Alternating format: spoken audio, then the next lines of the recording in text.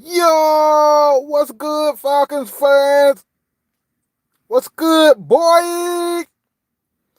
What's good, motherfuckers? Yo, you talking about an epic way to win a freaking game, bruh? Wow, that's all I have to say, bro. Now we see why Dan Quinn was brought back. This defense is starting to make plays, bruh. Man.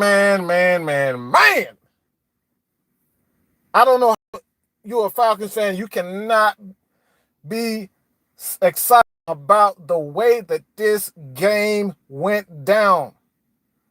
We saw a team that was not at its best offensively, and defensively, they got the damn thing done, bro.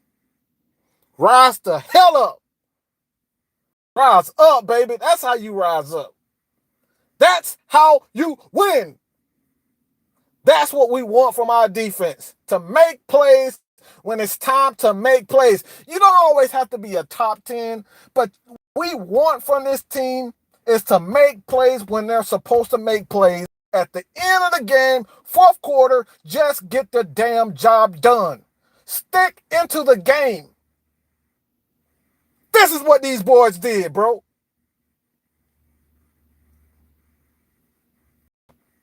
Rise the hell up. Woo, boy.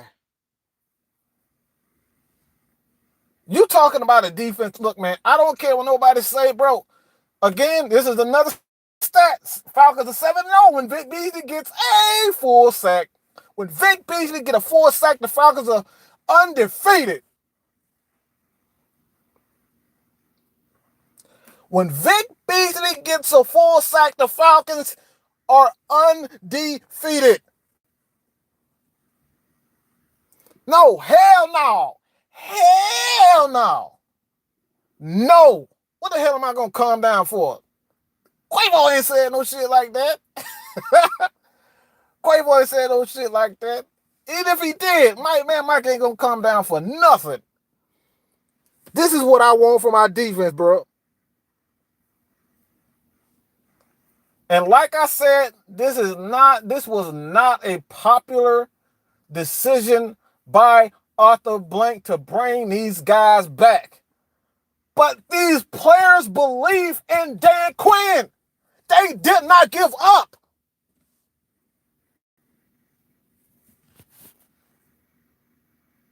Turn down for what? Turn down for what? Turn down for what? Come on, bro. Come on, dog. This is what I've been wanting. This is what I've been wanting to see from our primetime players. When it came down to it, Vic Beasley ended up getting pressure on the quarterback. He made plays. Grady Jarrett made plays. Debo made plays. Devondre Campbell made plays. K crazy doing his thing yet again. Cole Allen with the pick. And bro, we doing this. What the Isaiah Oliver? Isaiah Oliver had an up and down game. I give him that. But this boy still made plays when they needed to. Bleedy Ray, these guys made plays when they needed to. This is what we've been wanting from a defense.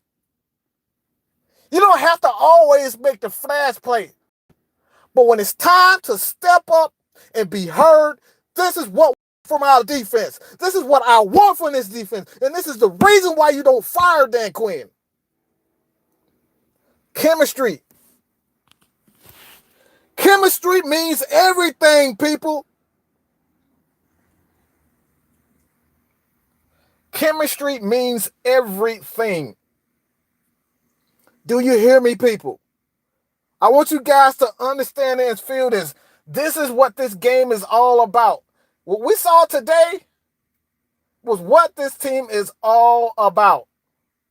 Chemistry, patience, continuity. This means everything for winning championships. It doesn't matter talented guys that you have on your team.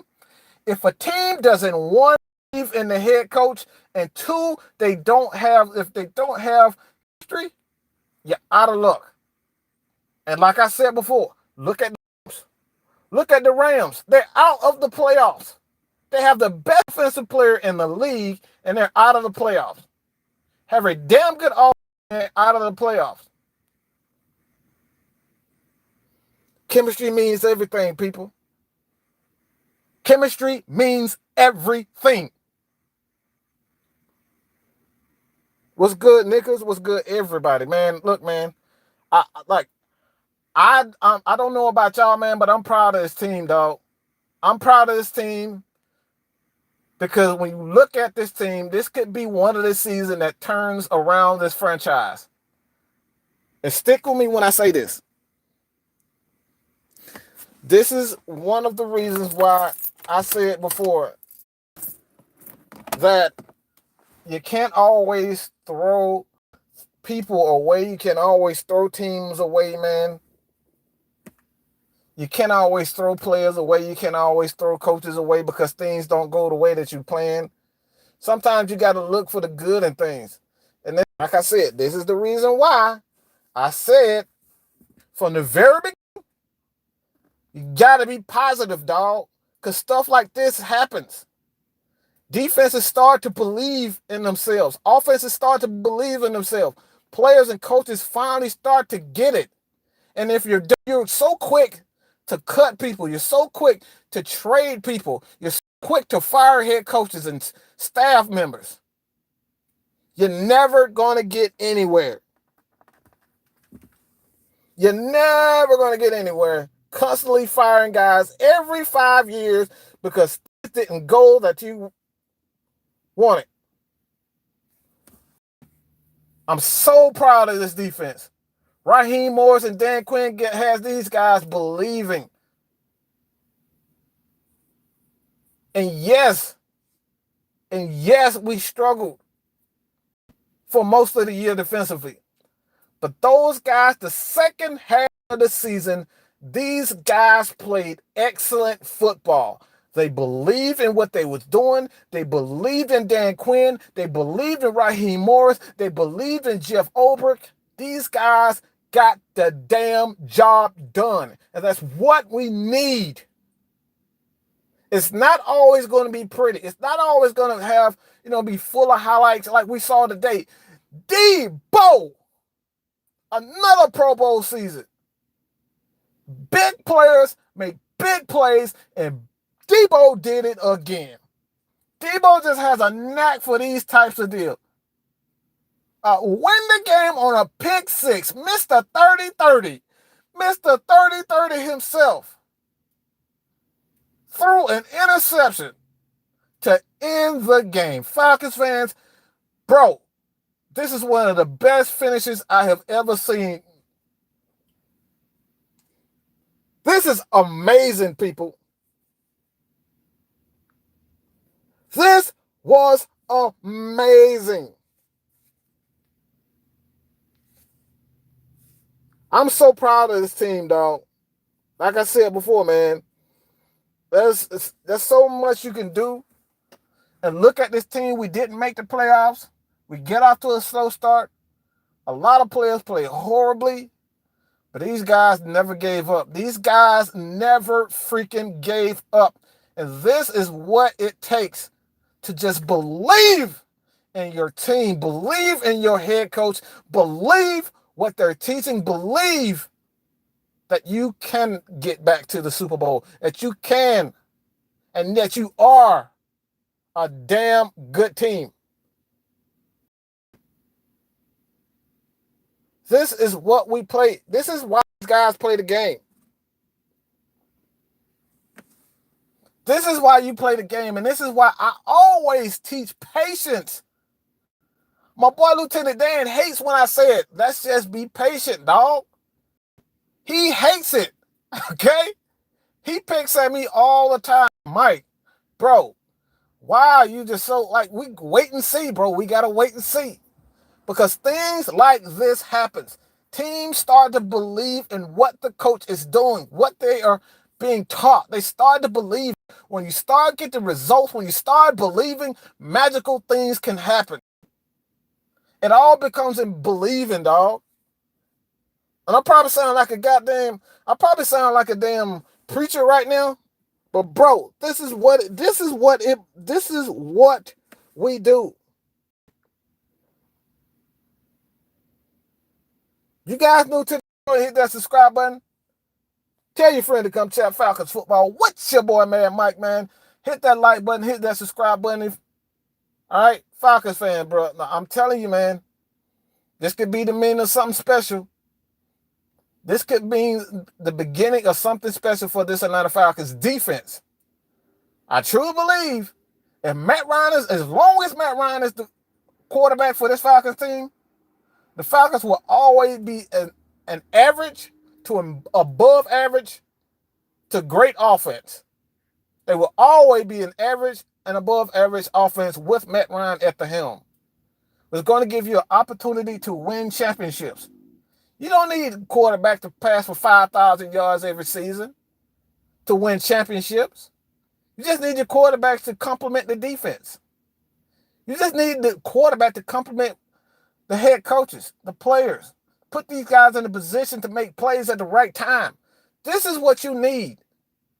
It's all good to have an offense that's top 5. It's great to have that. But when you have a team and a complete team and a defense that makes plays at the right time to get the sacks, the interception, the fumble, the forced fumbles, the batted passes, just doing all the right things, man. This is what builds champions. Team chemistry and camaraderie.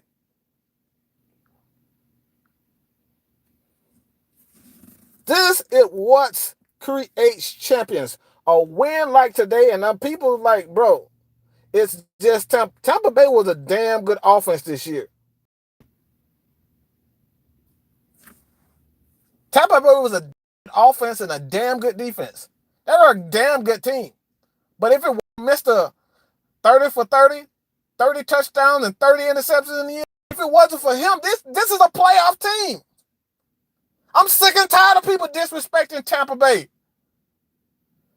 This was a playoff team if Mr. 30 for 30 just stopped throwing so many interceptions and give his team the opportunity to win games. You cannot win games when your quarterback is throwing 30 interceptions in the year.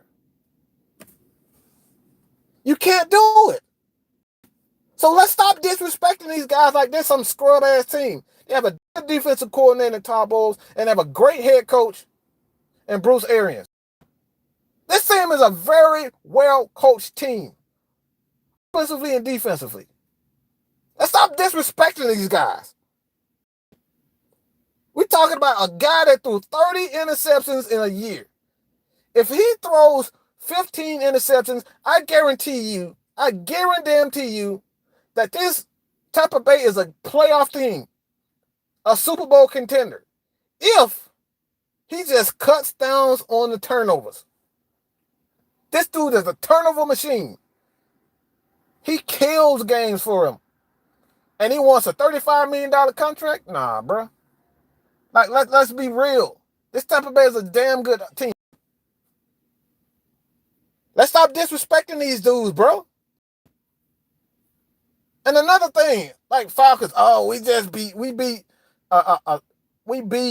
this is the thing too. The Falcons had a hard schedule. This is probably one of the toughest seasons for the Atlanta Falcons as far as schedule is concerned. This was a tough schedule. This was a tough schedule, dog.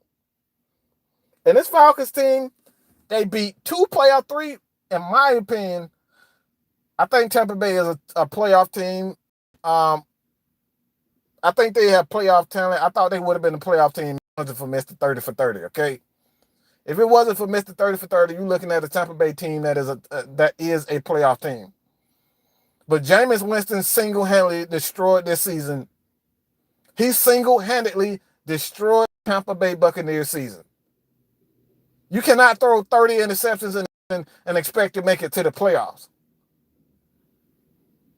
And then you're talking about he wants a a $35 million, a $30 million contract, bro. Stop throwing all these picks. And then I think about giving you another contract.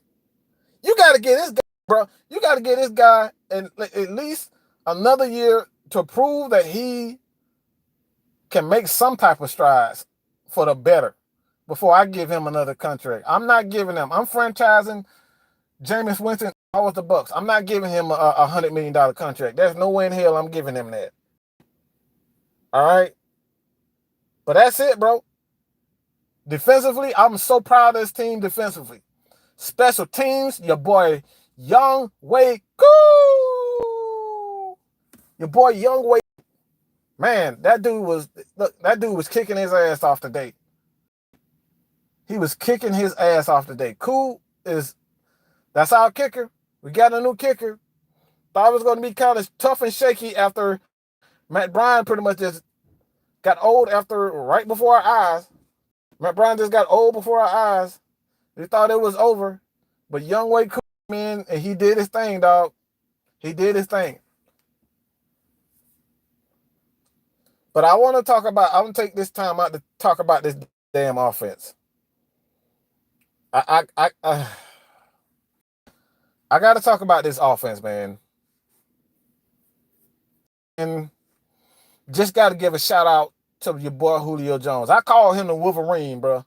I call him the Wolverine because as soon as you think this dude is hurt, he's injured, he's hopping on one leg, he goes to the sideline, you say, oh my God, what's wrong with Julio? This motherfucker come back on the field and he hits you up for 30, another 30-yard pass reception. This dude just never seems to stay down. You cannot keep Wolverine down. The hell with Waffle House. This dude is the Wolverine, bro. Just when you think you hurt, just when you think Julio's going to be out of the game, this dude comes back with a play, and he just never seems to stay down. You can't hurt this dude, dog. It's almost like you can't hurt Julio. This dude is amazing. The fastest receiver to 12,000 in the history of the league, past Jerry Rice. And look, bro, just got to give a shit to your boy Julio, man. And Matt Ryan, it's about time that we just respect the quarterback.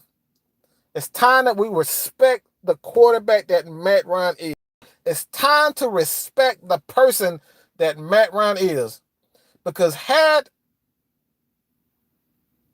he sat back and listened to half the fan base that constantly says over and over again, Matt Ryan he'll never win an MVP, did that. Matt Ryan would never get up to the Super Bowl, did that. Matt Ryan would never be a Hall of Famer, and he's on pace to be that. How many times are we going to say what Matt Ryan can't do? Matt Ryan can't do this. Matt Ryan can't do that. Everything that this man has put before us, outside of winning a championship, guy has done. And we still try to disrespect him. We still disrespect him. Come on, bro. Like, come on. What are we doing? Like, seriously, what are we doing? Over and over and over again, bro. Every time, bro. Just got to get that man. This man got his ass whipped today. Matt Ryan got his behind whipped. And that's what I expect. This is pretty much what I expected from this team. This is what I expected from them.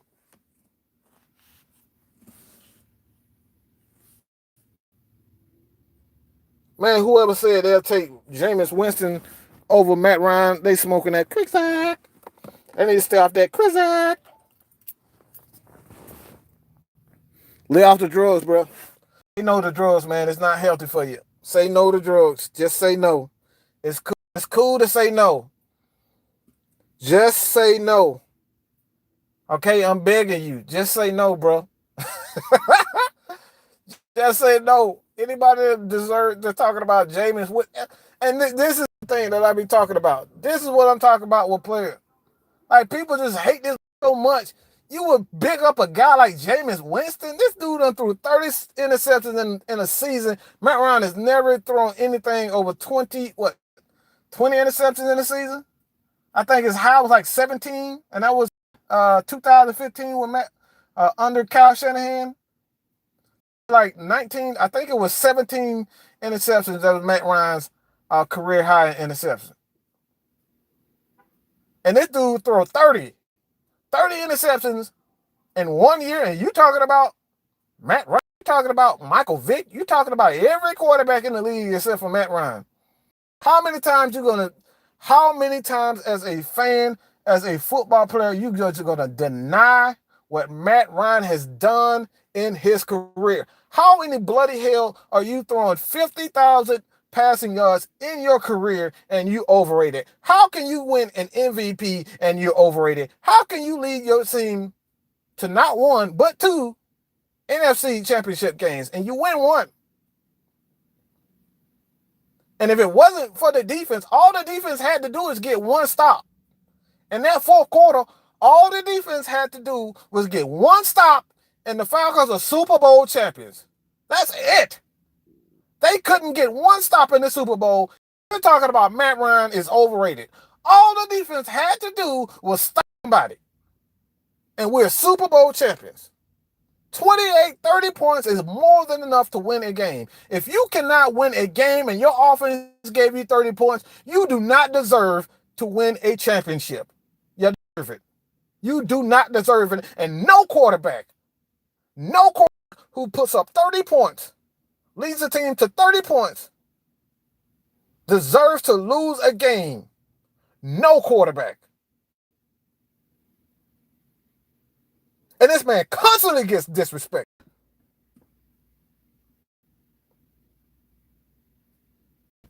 I am baffled by all the excuses that people have when it comes down to just giving this guy credit. It's always, oh, he has a noodle arm. Oh, Matt Ryan can't do. How many? Look, like I said, you running out of shit to say.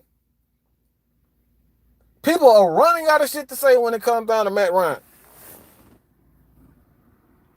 How many times are we going to sit back and say that Matt Ryan needs to do this, Matt Ryan needs to do that? What else could this dude do? How much more can Matt Ryan do? The guy gets his ass pounded over and over again. And I was headed to this before I got on the Matt Ryan tangent. Dirk Cutter got to go, dog. Dirk Cutter got to go. I'm sick of his ass. I am sick of Dirk Cutter. He has to go. This offense looked absolutely atrocious. If it wasn't for Matt Ryan and Julio and a little bit of Devontae Freeman here and there, this offense looked terrible. This offense looked absolutely terrible. Why? Because Mr. Dirk Cutter just wants to sit back and throw the ball 50 times a game. This dude got to go, bro. If you're new to the channel, go and hit that subscribe button. Tell your friend to come chat Falcons football with your boy, man.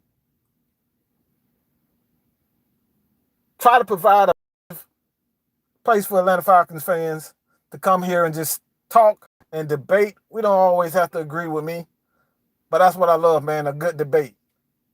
I'm not always right about every fucking thing. I'm right about most of the things, but I'm not always right about everything. You people call me out all the time. It's all good. But Dirk Cutter got to go. Okay? Dirk Cutter got to go, bro. Gage look good. Abso-freaking-lutely. Bruh. Gage looked amazing. And I said this to my boy, The Real Patman. You can follow him on Twitter, The Real Patman. I said to him today, We was talking, myself, Real Patman, Lieutenant Dan. I said this today about Russell Gage. And I don't know if a lot of you guys remember this guy, Victor Ortiz. Now stay with me. Ortiz. Quavo said shit.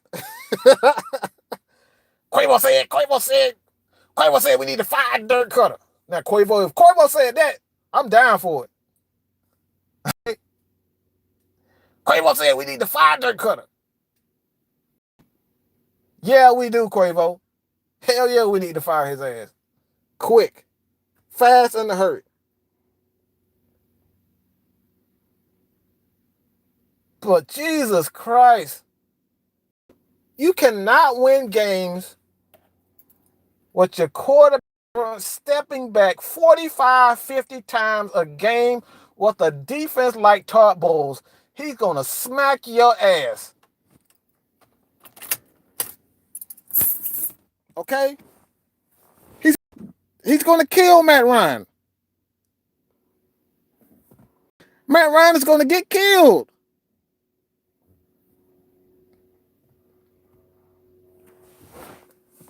Times, we're talking about 45 times a game. Matt Ryan is stepping back. 45, 50 times a game, a quarterback is stepping back.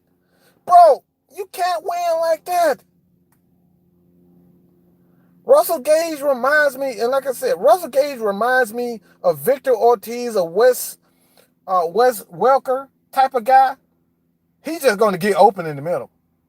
The dude is so quick, so athletic. I think the Falcons really found something with Russell Gage. I think he's going to be a hell of a player. With Calvin Ridley, Julio Jones on the outside, and Russell Gage is hard to match up with him, along with Austin Hooper. Oh my God. Oh boy. Yo, man. Look, bro, I'm so excited. Yo. Gage is something special, dog. And what makes it even better, not only do we have Russell Gage, but we got a number 2 pick for Sanu. And Sanu is trending on Twitter. Sanu is trending on Twitter because he is dropping passes like crazy. You remember Falcons fans? You was like, oh my God, no, we can't trade Sanu. Sanu is so good. Oh, you're so stupid. Oh my God, are you kidding me? Dirk, what are you doing? What are you doing? What are you doing, Thomas Mitchell? Why are you trading Sanu? And then Sanu goes to New England and he lays an egg. This dude can't catch any damn thing. He can't catch anything in New England. This dude is hot trash. Okay? Look at that picture, y'all. Oh, I love that look. I love that look on James. All right, Mr. 3030. Yo, man. This dude, man, we got the better of the New England Patriots in this deal, dog. We got the better of the New England Patriots in this deal. This is probably one of the first time.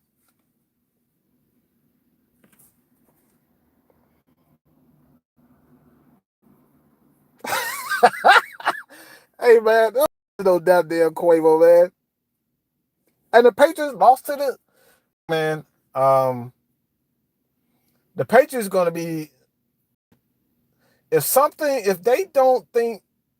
they don't go after a quarterback in the first round or the second round, they're going to be in for a rude awakening. Because let me tell you something, bro. Tom Brady is making mistakes that he typically don't make. Tom Brady looking mighty old. A lot of people was like, bro, he don't have any weapons.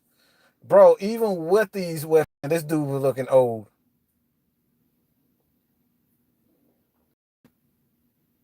Tom Brady we might be seeing the end of Tom Brady this year. But only Mr. Bill Belichick decides, like, I'm tired of Tom Brady. Yo, either he's gone or I'm gone. But this dude looks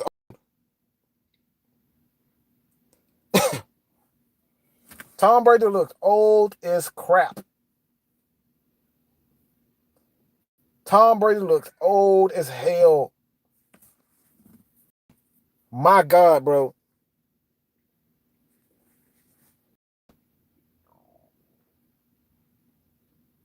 But back to the Falcons, bro. This dude got to go. Dirk Cutter has to go.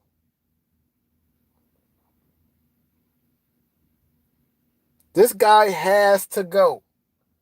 This offense has, don't let the numbers fool you when it comes to Dirk Cutter. Matt Ryan doesn't need Dirk Cutter or any offensive coordinator to make plays. Matt Ryan himself is instant offense. Julio Jones himself these guys are in offense. We don't need Dirk Cutter to put up the numbers that they put up this year. We don't need Dirk Cutter to put up the 1 second. I want to show you guys look.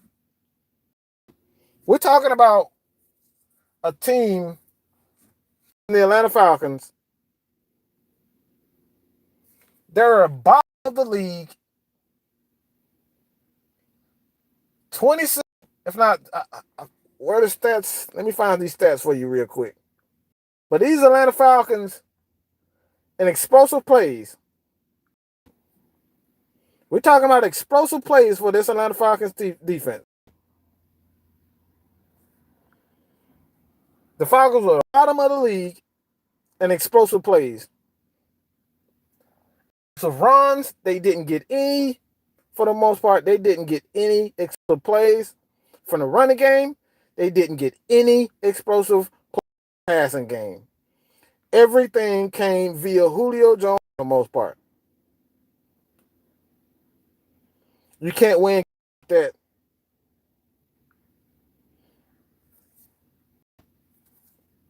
And here are the stats. 2019, the Atlanta Falcons, okay, explosive runs, 26th in the league in explosive runs.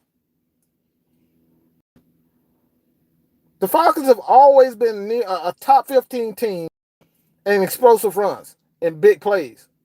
And a lot of that came with Devontae Freeman as well as Tevin Coleman. But these Falcons always found a big plays from the running back explosive runs. This year they ranked 26 in runs. Last year under Sarkisian, okay, 9th. And then 10th in 2017. And 2016 they were 13 explosive runs. But look, this is the kicker. But this is the kicker. Explosive passes with the best quarterback wide receiver duo in the game, Calvin Ridley as your quarterback. You rank 28th in explosive play in the pass via the pass game. How that happen? How does that happen when you have the best receiver in the game, Julio Jones, and you're ranked 28th in explosive passes? And I hear Falcons, I hear Matt Ryan haters right now. Matt Ryan has a noodle arm. Well, the Falcons have not had these many explosives. They've ranked in the bottom of the league, even with Mr. Noodle Arm. 26th, 8th, excuse me, and explosive plays via the pass. What Mr. Noodle Arm? Dirk Cutter got to go. Because if we're not getting explosive plays and Dirk Cutter is supposed to be a quarterback, a play caller that is and getting big plays and creating big plays down the field, and we're not getting the explosive plays, then why do we have him as a play caller? Because we can do that with Greg now. We can do that with Mike Mularkey. And a big stat you probably don't know about Mike Mularkey. Julio Jones rookie season under Mike Mularkey's tutelage, his play calling, Julio Jones averaged 17.8 a catch. That is his career high under Mike Mularkey. So we don't need Dirk Koetter to plays. You don't need play callers who are going to dial up these big, deep bomb plays and stuff like that. You need coordinators who's going to set up plays. Dirk Koetter did a horrible job of setting up plays, and he put the offensive line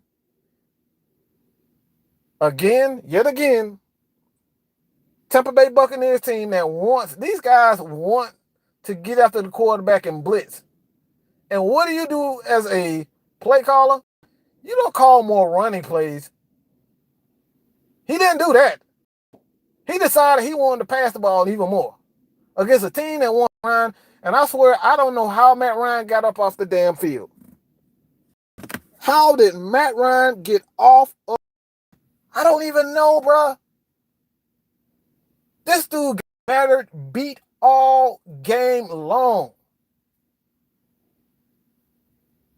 In the first quarter, he came out running the ball, using play action. Hell, Tyson Brallo even caught a touchdown because of play action. Running the ball, play action, Tyson Brallo ended up getting the touchdown. And what did he do? What did he do the very next possession? He comes out, spread the ball, spread the receivers out, and he comes out passing the ball and abandoning the running game. That's what Mr. Dirk Koetter does. Bro, this dude got to go. Nothing he does makes sense. He's not improving this offense. We've been down this road before with Dirk Koetter. It leads to nowhere. We're not going to get better with Dirk Koetter. We're not getting better with Dirk Koetter. He needs to go. We're talking about a guy, 45. This is like the third game in a row where Matt Ryan is passing the ball 45, 50 times a game. Bro, like come on. Freeman isn't a bad running back. Quadri Olison looked good today. Broad Hill looked good today. Whenever they got a chance to run the ball, but no, Mr. Dirk wants to sit back and throw every single play, get smashed, getting Matt Ryan smashed almost every single play.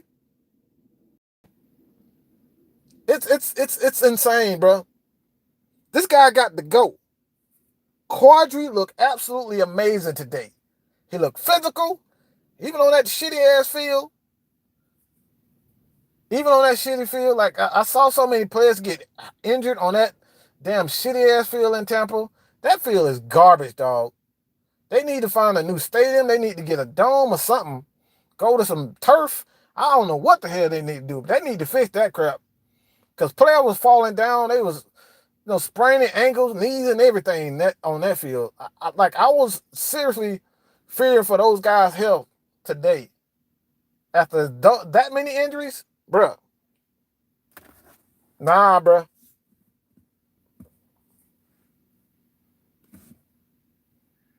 Coulda got to go. I don't want to hear nothing about that familiarity with him. We already know what Dirk Koetter is, and he's not going to improve. He's not going to change. Dirk Koetter is who he is. He is who we thought he was. Dirk Koetter is exactly who we thought he was, and he's a coordinator who just wants to throw the ball, throw it again, throw it more, throw it again, throw it again, throw it again, tight end screen, wide receiver screen. Bro, if I see one more goddamn screen, if I see one motherfucking screen, and I'm trying not to curse, but I'm so sick of seeing them screens.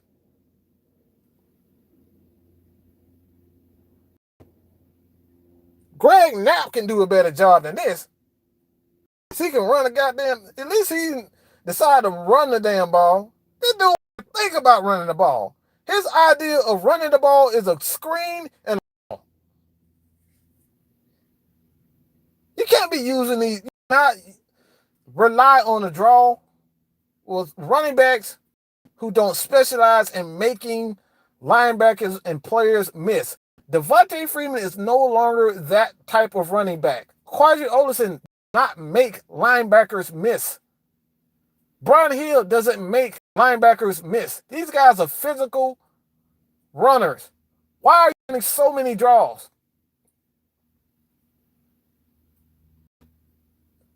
Nothing on this offense makes sense outside of just pass the ball with Matt Ryan and Julio Jones. That's it. That's the only thing that makes sense on this offense. Nothing else. I don't know what the hell Dirk Cutter is trying to do. I don't know who he's trying to attack. I don't know who he's from. Look, Austin Hooper should have got more touches than what he got today, especially when these guys blitz and play man. Why is Austin Hooper not getting the ball more? This guy just retarded, bro. What's wrong with this dude? He got to go. Somebody, look, like I said before, you better than this. And Michael, that's the truth, bro. Even Sarkisian a better play calling than Dirk Cutter. This is atrocious. At least we could get some running game from Sarkisian. Bro, we barely get anything from the running game under Dirk Cutter. We don't get anything from the running game under Dirk Cutter. Everything is the pass, and that stupid freaking screen. And like I said, if I see that damn screen one more time, bro, I'm going to pull what's left of my goddamn hairline out. I ain't going to have no goddamn hairline. If I see one more damn screen.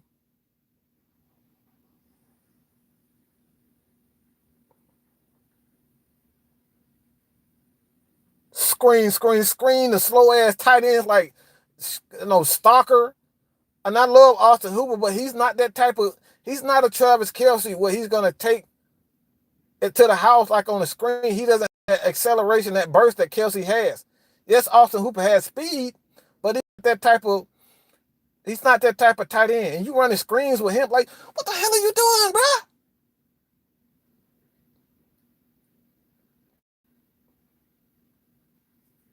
Oh, they got to get that crap.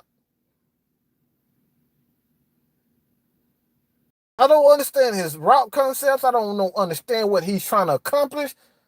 Because anybody tell me what Dirk Cutter specializes in? Because I don't know. I have no idea what Dirk specializes in. I'm serious. I'm so serious when I see this.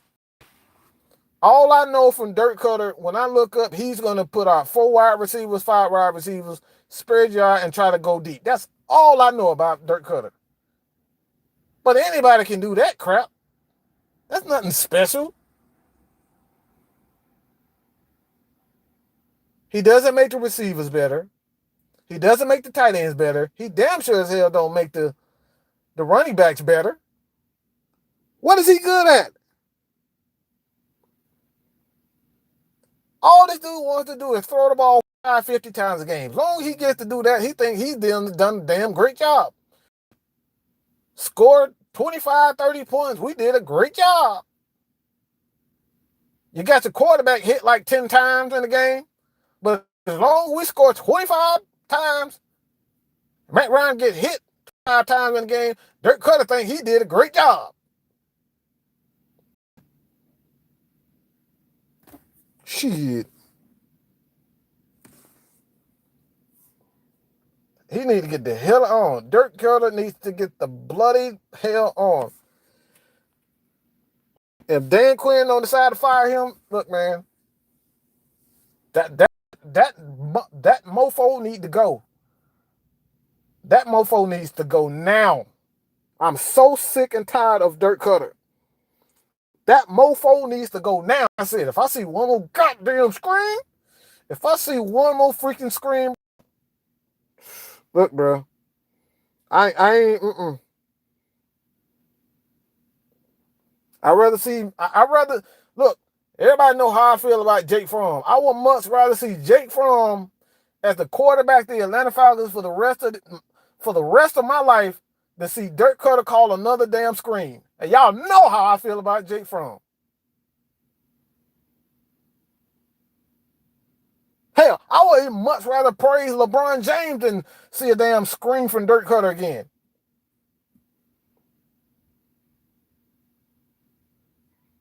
Makari was good. TJ Gibson.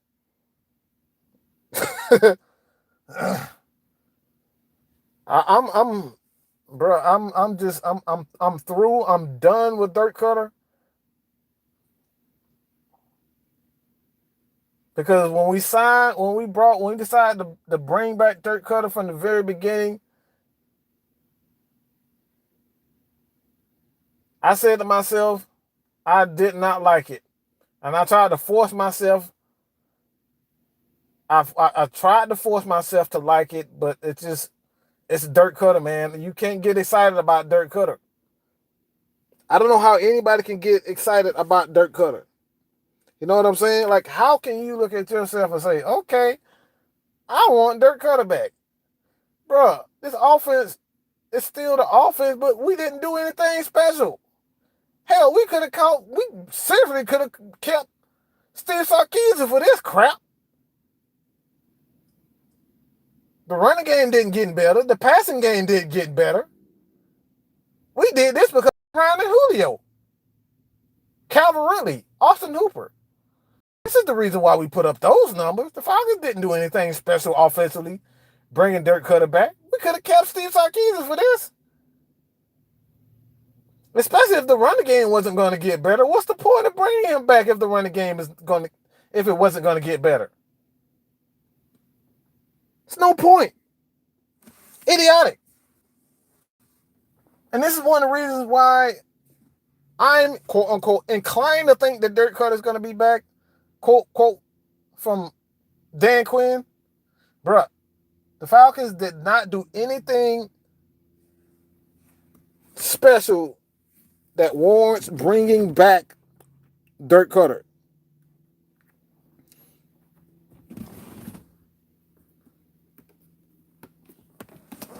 We didn't do anything special offensively to warrant bringing back Dirk Cutter. And like I said before, if the Falcons going to do that, shit, bro, like we could have, like seriously, we could have kept Steve Sarkisian for this shit. We could have kept Sark for that. Hell, I would have gave up a 4th round pick if we could have traded for a damn coach. If we could have traded for a coach like Kubiak or something about it, I would have done so.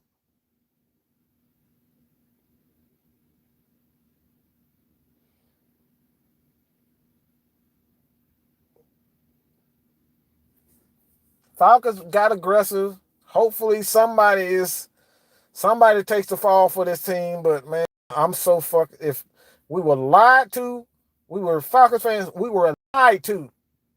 They lied to us when they said that this offense would not change under Dirk Cutter and we would keep the same offense. We were lied to. They lied. They lied to our asses. This offense completely changed. Matt Ryan no longer has the arm to consistently throw deep balls.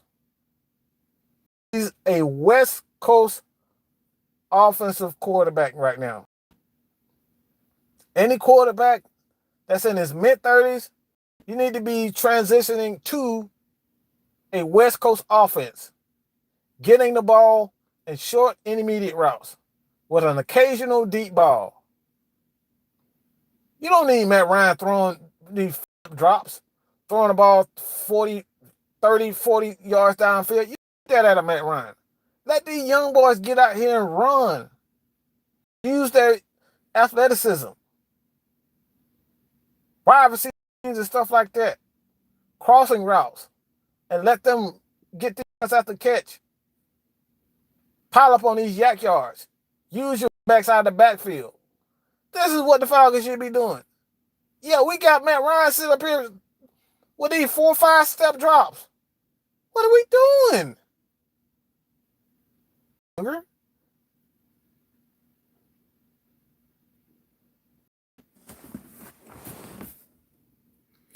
Matt Ryan is not getting younger. Why are we doing this to ourselves?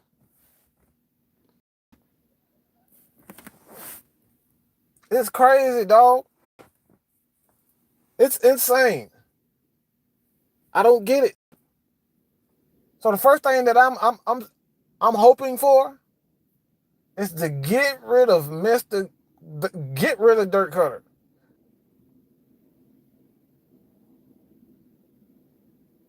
That mofo has to go now. And I mean right now. You guys new to the channel, go hit that subscribe button. Tell your friend to come chat Falcons football with boy. Matt Mike. What's good, babe? Blake Wagner. I see Blake Wagner in the house, man. Rodney Brown. Appreciate all you guys. Continuously, supporting your boy, man. You guys support the channel, man, with your super chats. You comment on the channel. You guys just, man, I appreciate it. All right. I truly appreciate you guys supporting your boy Matt Mike, man. I'm gonna continuously give you guys nothing but the truth and try to my best to be as positive and the truth of the matter. All the stuff that everybody that they don't want to talk about. They don't want to give the Falcons any type of credit. Like that bull crap that ESPN pulled, that lame ass tweet that they pulled out. Talking about whatever his name is, Brewer got more touchdowns in the Georgia Dome. And like, get the fuck out of here. We're talking about a college quarterback. Man, get out of here with that bullshit. Y'all lame as hell for that. Corey G, what's good, babe? I appreciate it, man. Kamish Jackson. This one crazy, bro. We picking in the draft right now. I think it is the 14th pick, the exact same pick we had last year. All right, the exact same pick we had last year, the 14th pick. Rashad, what's good, dog? Man, y'all show Rashad some love, man. Rashad, man, he's a part of the underground, unintentional ground, man. He helps me find a lot of these stats. He helps me find a lot of the content. He actually helps me find a lot of you content creators on YouTube. Rashad helps me a lot, bro. He is our history information guy, and he helps provide me, you guys, with these stats, the history. Rashad is this guy. When I tell you, man, like he's instrumental into everything that we do at Unintentional Grounding. Like he helps us a lot. So appreciate that, Rashad. Everybody show Rashad some love, dog. But we're talking about a quarterback in college throwing 8 touchdowns. Like, bro, like this is college. This ain't the NFL. Like, if y'all gonna troll, at least be good at it. You would have been better off just saying a 28-3. Like, ha ha ha, 28-3. Like, you would have been better at 28-3 jokes. Like, but you come up with a lame ass. Like Matt Ryan. Like he threw more touchdowns in the Georgia Dome this year than Matt Ryan. Like, bro, this is the NFL, bro. Quarterbacks like Joe Burrow get 8 for lunch, get 8 for dinner, get 8 for breakfast in the NFL. You think these quarterbacks come into the league and they just gonna come in and light shit up? Bro, don't give me this crap about no Joe Burrow. I think he's a hell of a player, but come on, bro. Are we just gonna forget about this dude? This is his senior year, and we just not hearing something about him. The dude transferred like 2-3 times already.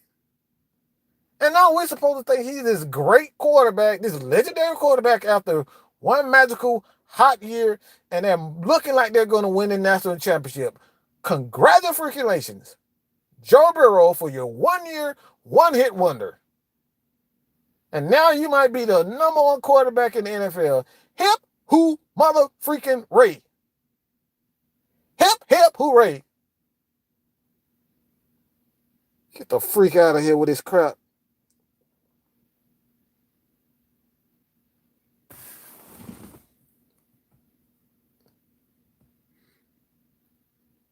Boy, this stuff be killing me, bro.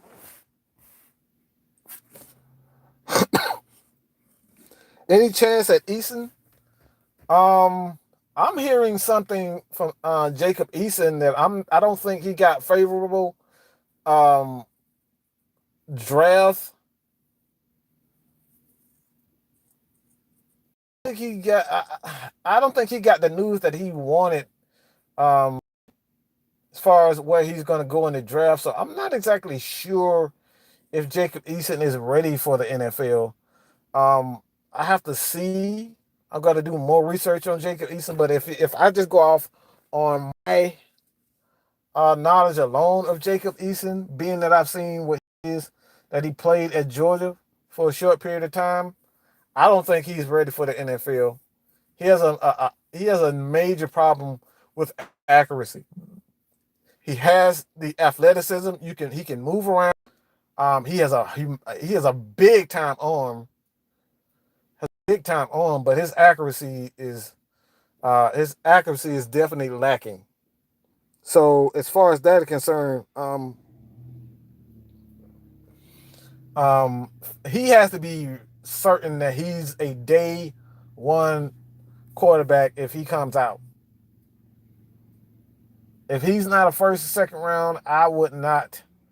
I don't know, man. I just don't see him a day round. I don't see him as a first round talent. I don't see Jacob Eason as a first round talent, to be honest. Just right now, I don't see him as a first round talent. I think he's a project player, and with the proper coaching, he can become a very good pro prospect just based on his strong arm. But we already know that strong arms in the NFL doesn't necessarily mean you're going to be a great quarterback. Because look, Baltimore had Kyle Boller. Now Kyle Boller had one of the best arms coming out of the NFL draft at this time, and that dude was a career backup. So just because you have a big arm doesn't necessarily mean you'll translate to the NFL. And like I said before, a lot of these quarterbacks, Joe Burrows and Jacob Eason and all these guys, just because they look good in college doesn't mean it's going to translate in college, in the pros from college. And one thing I said about this, Falcons fans, you probably hate me when I'm going to say this right now, but what was your boy Chase Young? And that's another thing. Yep, Joe Flacco had a great arm. You see what happened to him.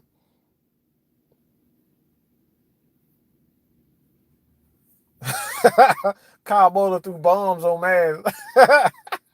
Like Kyle Boller had a big arm, bro. Like that don't mean it'll translate. Like Tim Couch was a damn good college quarterback. Tim Tebow was amazing, a Hall of Fame college quarterback, but he didn't translate to the NFL. But again, what happened to your boy Chase Young? Man, that boy disappeared.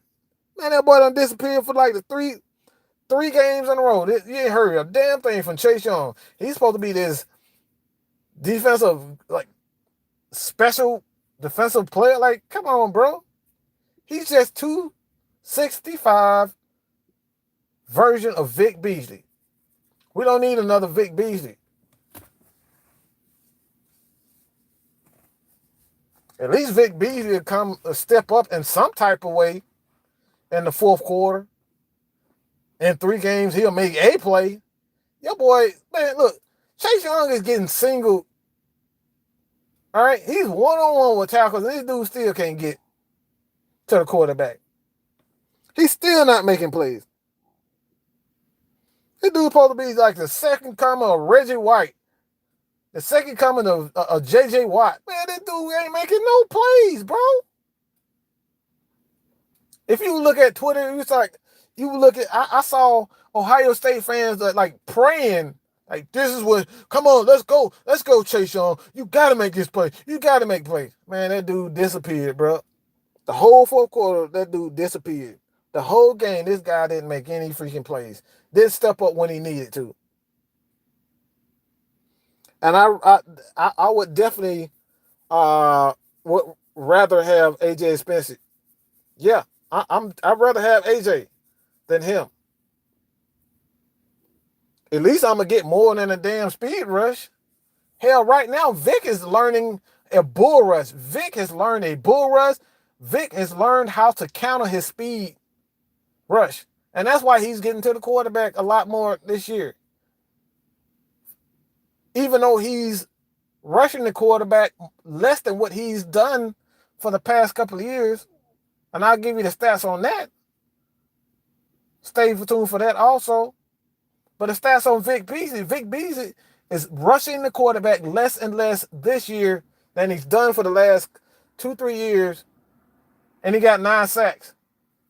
Grady Jarrett finished the year with 7.5 sacks. Career high for him.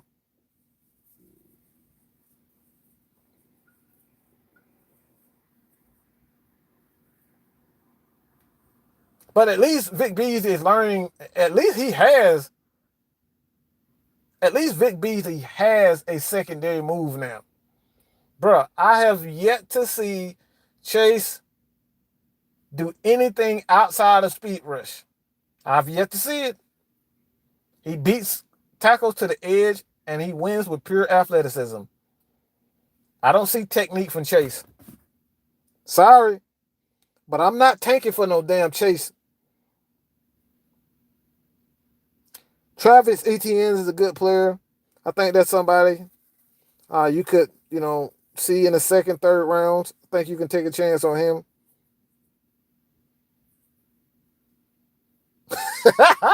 The Pats media is not happy with Sanu. Well, that's another plus for Matt Ryan. That's another plus for Matt Ryan. You see how Matt Ryan made Sanu look? He made Mohamed Sanu look like a Pro Bowl. At least a number 2 receiver, a good number 2 receiver. Matt Ryan did that. But somehow when he goes to the Patriots, Mohamed Sanu can't catch anything. He can't make plays. You know what I'm saying, people? You remember what I just said earlier today? Live, and I said about chemistry and continuity? Bro, that means everything in football. You need time to get on the same page with your players, time to get on the same page with the quarterback. It means everything in football. This is why Dan Quinn was brought back. This is why Thomas Dimitrov has come back. These guys understand. They have a vision. And we said it, Tony Gonzalez said it earlier on the Fox pregame show.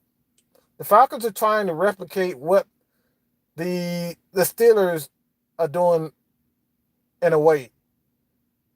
Is create a solid foundation with your head coach and front office so Falcons players can understand what they are trying to accomplish.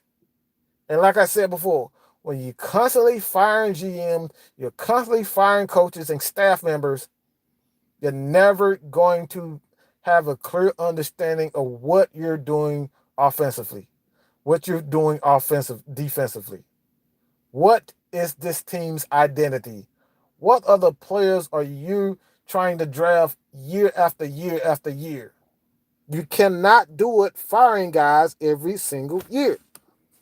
Just can't happen. It's not going to happen. So Falcons fans, like I said before, dog, I wasn't necessarily satisfied with Thomas Dimitrov coming back, but when you look at things, just to be truthful about it, it's I know he hasn't done a great job in the trenches, and I think that's an aspect that Rich McKay is going to bring to this Falcons organization. Is that Thomas Dimitrov is good, bringing in a lot of these um, skill players, running backs, wide receiver, cornerbacks, and things of that nature. He's good at that. I'm just going to give him credit for that.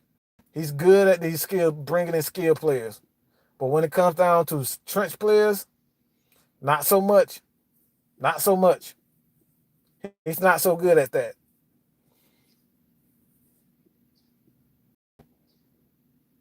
We have to create who that's a great we have to create a winning culture. And you can't create that's not even winning culture. You just have to create a culture. Like who's gonna be there? Rich McKay. We know Rich McKay is that guy. We know that Thomas Dimitrov. We know that Dan Quinn is that guy. Can't keep firing guys every 4 or 5 years and expect to be successful. You can't do it. That's not a recipe for winning. And like I said, I told you guys from the very beginning, prepare to be disappointed when it comes down to firing guys. Because when the Falcons ran off a 5-2 record at the end of the season, yeah, bro, I was almost like, yeah, Dan Quinn is most likely coming back. I was still unsure about not Dirk Cutter, but Thomas Dimitrov, but I knew Dan Quinn for the most part was coming back.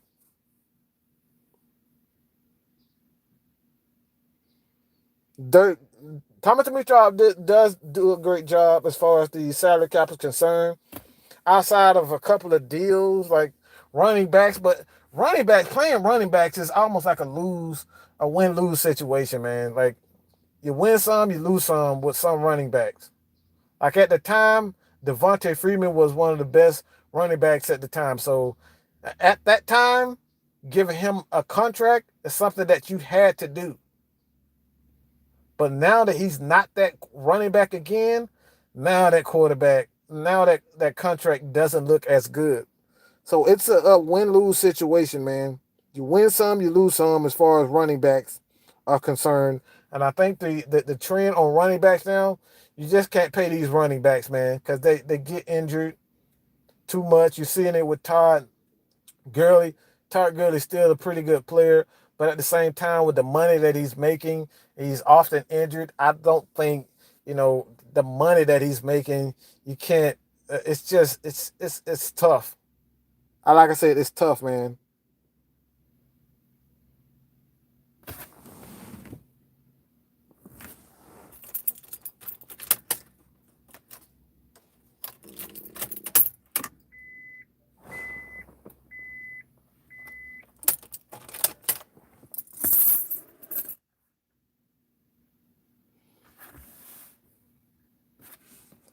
And that boy, Julio, man, look, man, the Steelers ain't trading nothing for nobody, man. The Steelers ain't trading nobody for nobody. That's what Steelers, they don't take chances. They just draft players. They play their way of football, and that's the way it should. They don't go outside of that. But Rich McKay is really the GM now. Yeah, right now, all Thomas Dimitrov and Dirk, not Dirk Cutter. Why was Cutter? He need to get the hell out of my head. All right, Dirk Cutter. No, right now, right now, Thomas Dimitrov and Quinn, all those guys, everything that they think and what they want goes through Rich McKay. He is the head guy in charge right now. And that's why I feel better about the decision of bringing back Dan Quinn and Thomas Dimitrov. That's why I feel much better. But Blake, you're absolutely right. Falcons definitely have to work on consistency. But when you have a young head coach, a young GM for the most part, and a young team, yeah, you're gonna have consistency issues.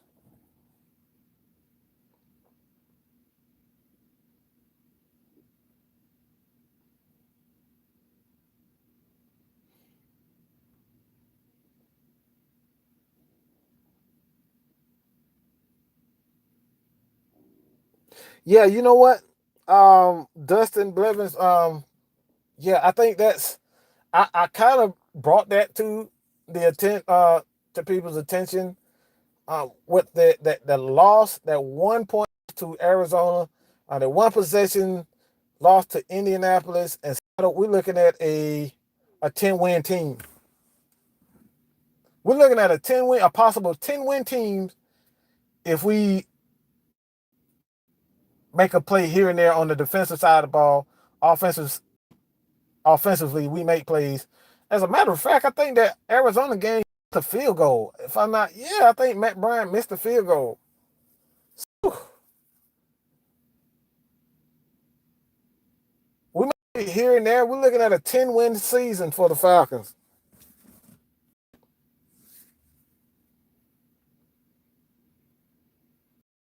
And we could have beat Seattle. Again, make a play here and there in Seattle. We talk about another win for the Falcons. Easy 10 wins. So, despite that the Falcons, got off to a horrible start, guys finished hard, man. Falcons is at this point, the Falcons, Dan Quinn have to do a better job of getting off to a quicker start and finish strong. That's it. We just have to get off to a better start. That's what Dan Quinn is struggling with as a head coach. That will come in time. How to get off to a faster start. And that's mostly defensively. Have to get his defense off to a quick start, a faster start defensively. Offensively, you're going to always struggle for the most part until no. I'll take that back. I think you're going to get out. You're going to always play pretty good defense early in the season until offensively kind of find their ways. But defensively, it's always going to be a little bit easier. But once teams get comfortable as the season goes on, that's when those offenses, the truly elite offenses, they start to pick up because they finally stride. They know what they want to do. They know what their identity is. They know their weaknesses. They know their strengths.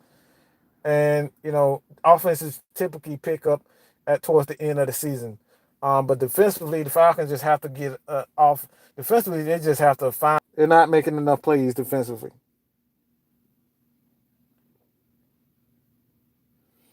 After the bye, the Falcons ranked sixth in scoring defense. Yes, so they fixed sixth in the league in scoring defense. So yeah, they playing much better defensively, man. What OC do you want in Atlanta? Honestly, man, I haven't had a chance to look at things. But I will say this: if Mike Mularkey would like to be just worry about calling plays and not wanting to be a head coach, is what I'm getting from him. Just the way he's wording things. Um, I would hire Mike McCarthy as an offense. He's a perfect fit for the Atlanta Falcons because he is the Falcons. Matt Ryan is familiar um, with the West Coast offense. It's just a natural fit for those guys. I think it will be a natural fit for Mike McCarthy to be an offense coordinator. That that guy, Mike McCarthy, is a prime suspect offensive coordinator if he would just want to be an offensive coordinator for the Falcons. I think that's a nice fit.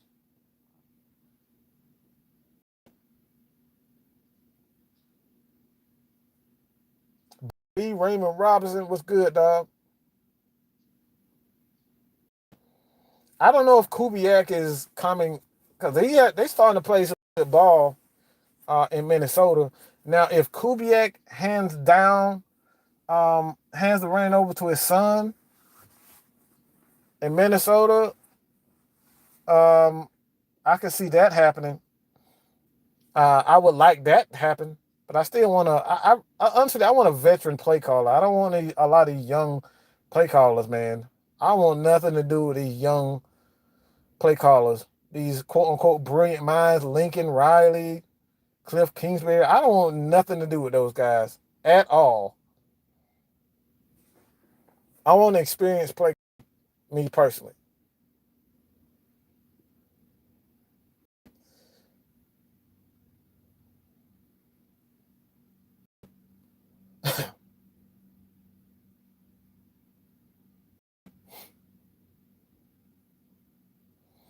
Rodney, I can't get Derek Brown. Yeah, I don't see us getting Derek Brown. Can't see that. Can't see the Falcons moving up in the to get a Derek Brown unless he's like a couple of picks. For whatever reason, Derek Brown falls.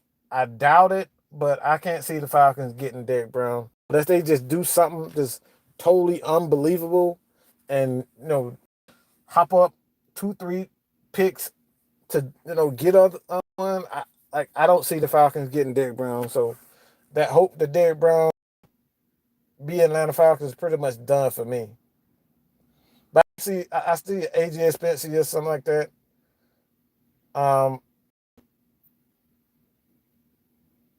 I see AJ Spencer in the Falcons. I can definitely see that. Are you going to do a potential cap casualty? Absolutely. I definitely will do a cap casualty show. Where pretty much who I think will be cut, who I expect back, and I will probably in the next week or so, maybe two, maybe in the next week or so, I'll put together. I think who I think the Atlanta Falcons will bring back. But do I think Devondre Campbell is coming back? It depends on what his numbers are. If he's expecting so in the neighborhood of like $7 to $8 million, no, I don't think so. I wouldn't bring him back for $7, $8 million a year. Devondre Campbell. Now, if you can find a way to get him back in Atlanta for like $4 or $5 million a year, I would do that because I think he's a good tackler. I think scrimmage with a new defensive coordinator, Raheem Morris and Dan Quinn, they're kind of putting their brain together. I think the Falcons defense is going to be much better, but that physicality that Devondre Campbell brings, I think the Falcons need that. But that dude is dog crap. He doo doo in coverage, man, and that's like the only thing that worries him about Devondre Campbell. I think that's going to be a negative for him going into free agency. But at the same time, I think he intact is. I honestly, I just don't think a lot of these guys want to be back with Atlanta. I think he's done. I think Devondre Campbell just done with the fans. I think he's done with the coaches. I think he just needs to change the scenery, and we could definitely see Devondre Campbell walk. I don't think he'll get this big contract that he feels like he's worth. Absolutely not. But yeah, I think he's a going.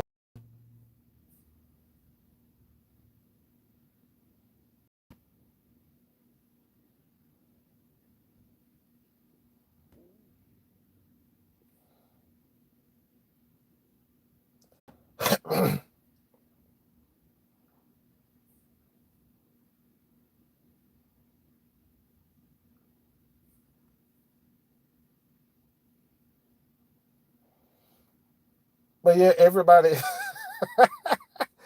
Oh man, y'all crazy in this chat, bro.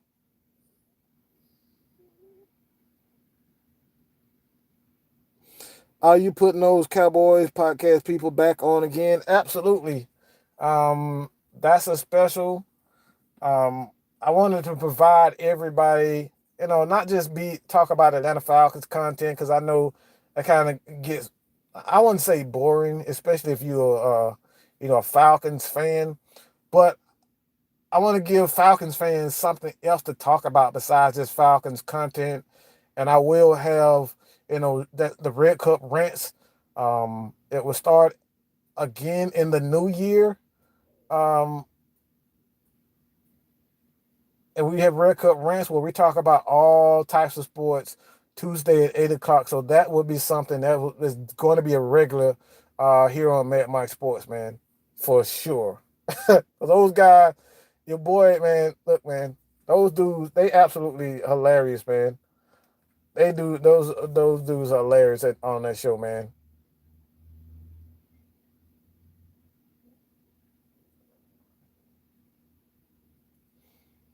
Art by Dylan, the Atlanta Falcons draft position is 14th. The exact same position from last season. The Falcons finished 7-9. Again. Again. 7-9 again. Do we bring back Vic Beasley? Absolutely. Absolutely. I think Vic Beasley wants to be back. I think he's a hometown guy. Vic Beasley is just a country guy, man. All right. Vic Beasley is a small town guy. I don't think he reminds me of Julio Jones. He don't say a lot, but these guys just go out and just want to play football and just want to be near home. I just think he just want to be home, man. So I expect the Falcons to make a play with Vic Beasley for sure. That's for damn certain.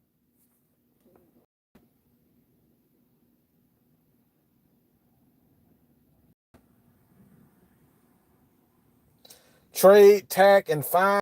Ooh, trade, tack. It's interesting that you say that, man, because I just want to know if Tack is on board with the team because he said some things that kind of got under my skin, bro. And I know Tack is a troll, but at the same time, bro, like this is your team. Sometimes you act like you don't even want to play the game.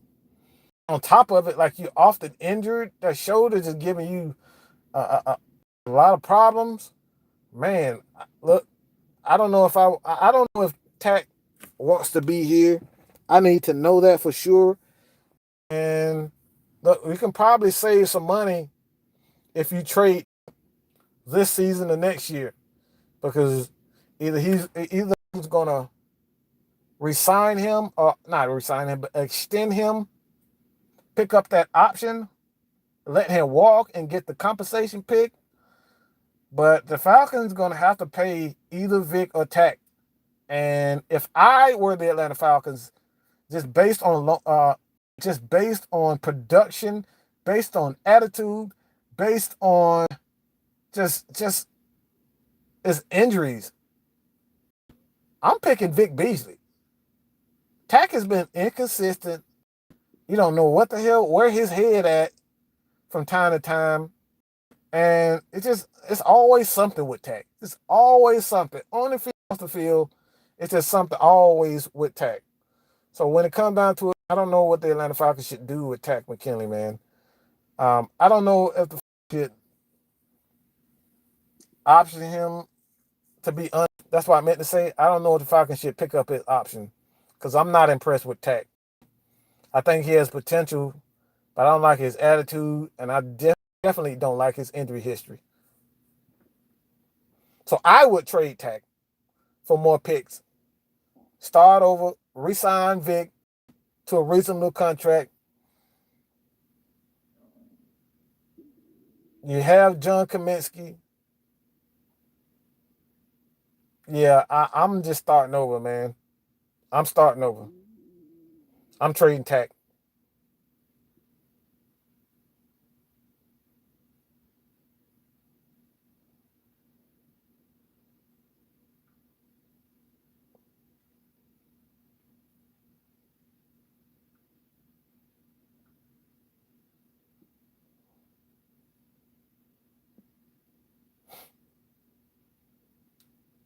And Anthony, man, yeah, Tack just seems like he wants to go home, man.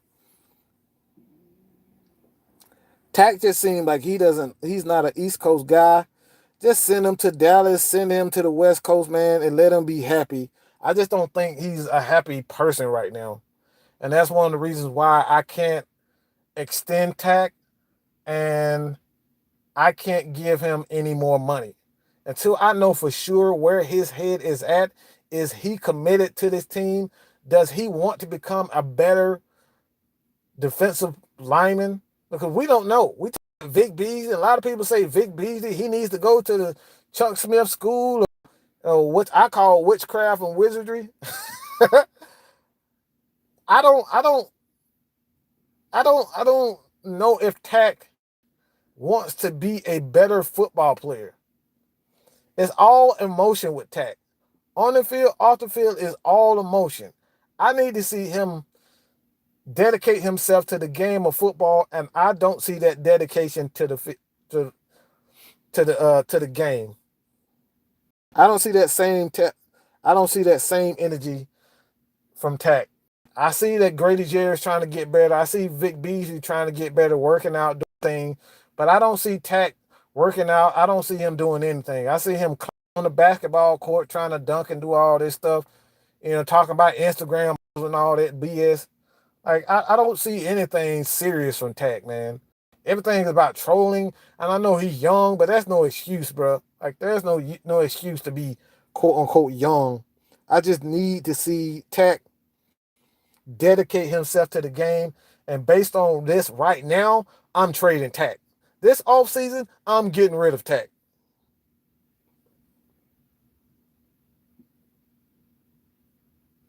Tech has potential, but nobody can like I said, it's too many question marks with Tech. I'm not sure about his dedication. He's often injured, and he just doesn't seem to like anybody. Not liking people, that could be a good thing, but it's not translating on the field. He's not producing at all.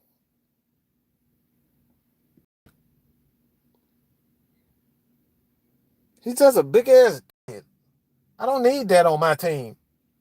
Things go wrong. Tech is pouting with these silly ass emojis. Like, these silly ass emojis. What Cowboy has, Falcons fan. Like, if I'm a fan, if I'm a head coach and he's hinting with these emojis, like cowboy emojis and stuff like that, he's doing during the season. Like why are you doing this type of stuff? And then when we bring back this is a stomper. This is a stomper for me. This is the stomper for me. When we announced that Dirt Cutter, damn it, Dirt Cutter, but Thomas Dimitroff and Dan Quinn were coming back. Did you guys not see what he posted? He was almost in shock. It was like he was in shock.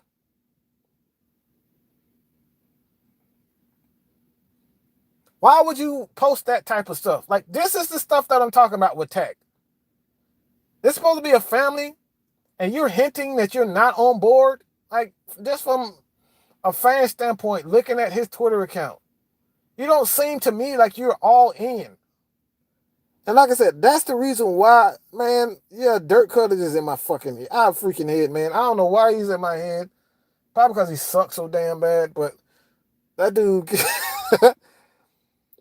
But he didn't say anything. With these emojis, like, if you go to his Twitter account, man, when it was announced that Dan Quinn and Thomas Dimitroff were coming back, Tack posted the emoji, like his eyes, like a shocked emoji. All right, you know what I'm saying? Like that type of stuff, like, that doesn't sit well for me. And that shit is like very childish and it's irritating.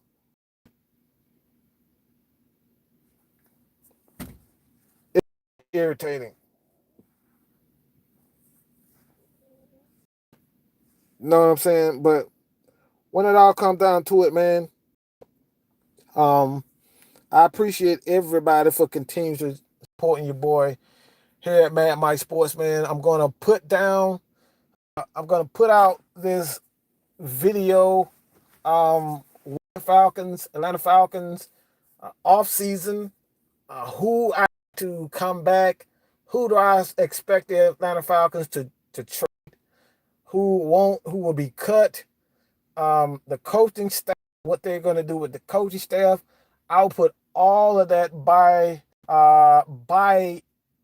for sure. It will be out before, if not on Wednesday.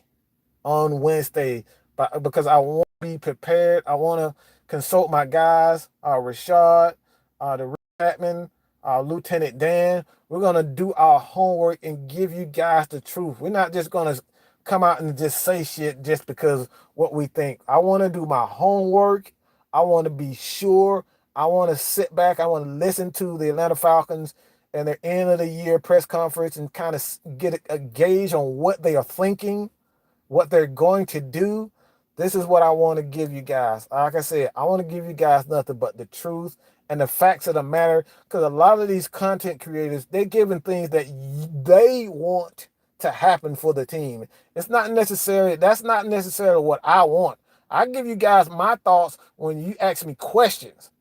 But when I'm out here creating these videos, for the most part, I'm doing my homework. We're doing our homework to give you guys the truth and the facts of the matter. That's what I want for you guys. So look by Wednesday. If it's not out Wednesday, it will be Thursday for sure. We're going to do our homework and we're going to give you guys the truth and the facts of the matter. All right. So support your boy, Mad Mike, by hitting that subscribe button. Support your boy, Lieutenant Dan, Unintentional Grounding, Fila Sport Podcast, Rise Up Rundown, Jazzy Jeff, Pound for Pound, all you guys who talk sports, everybody, all right? Every freaking body. Just be up, man. Let me know these new content creators. All right, not all these answers don't know what they talking about. They're just spreading hate. Don't hit me up talking about some crazy ass, dumbass Falcons fan. He's not, speaking facts. He's just being emotional. I don't want to hear that bullshit, man. Okay, I don't want to hear that shit. Get me up with some real Falcons fans, dog. Hit me up with the real Falcons fans. Either on Twitter, Instagram, or YouTube. I would love to collaborate you guys, talk to you guys, help support your channel, man. This is what it's all about, bro. Falcons fan, one nation, straight up, just like that. All right? Because we don't stick up for each other. We damn sure know ESPN and the major networks are not going to support us. So with that said, man, I appreciate everybody for joining me on this live event. And I will be doing more live events. Just because the season is over doesn't mean you won't see live. Just because you won't see live content from me. I would continue to do live streams like this in the near future. All right. Like I said before, I appreciate everybody for supporting your boy. Hit that like button. Subscribe to the channel if you're new. All right. Tell everybody that this is where it's at, man. Positive Atlanta Falcons content. Your boy Mad Mike at Mad Mike Sports. And I'm gone, baby. Peace.